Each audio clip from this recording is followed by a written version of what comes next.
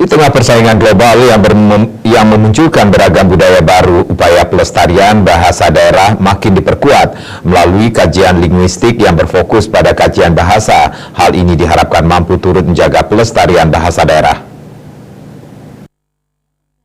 Kaji menelaah yang mencakup bahasa daerah, bahasa Indonesia, dan bahasa asing. Dalam perkembangan ilmunya, linguistik mampu menjadi salah satu bidang ilmu yang diharapkan juga bisa berupaya untuk melestarikan bahasa daerah dengan mengkaji dan meneliti bahasa daerah serta disebarluaskan kepada masyarakat. Menurut akademisi Nyoman Sujaya, saat ini penggunaan bahasa ibu mulai jarang digunakan seiring dengan pergeseran bahasa Indonesia dan bahasa asing.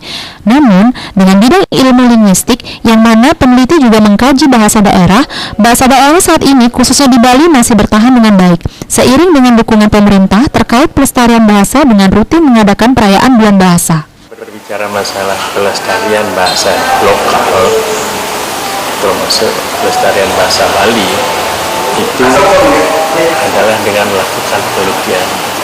Karena tugas linguis, jadi tugas ahli bahasa sebenarnya adalah melakukan penelitian, itu tugas pokok linguis. Jadi secara teoritis melakukan penelitian terhadap aspek kebahasaan itu sama dengan melestarikan bahasa itu sendiri.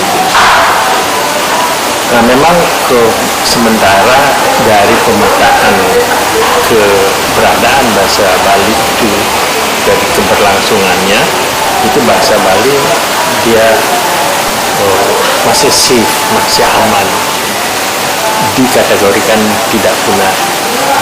Walaupun ada beberapa yang sudah punah masa lalu, tapi ini tetap, dan upaya-upaya ini kan upaya-upaya pelestarian bahasa daerah ini kan sebenarnya instruksi dari pemerintah, bahkan termasuk oleh pemerintah daerah.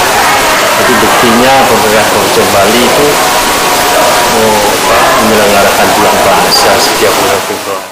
Kedepan, para linguis akan terus memperhatikan dan memberikan dukungan kepada pemerintah terkait usaha pelestarian bahasa daerah serta mampu mengkaji lebih dalam lagi terkait bahasa-bahasa daerah.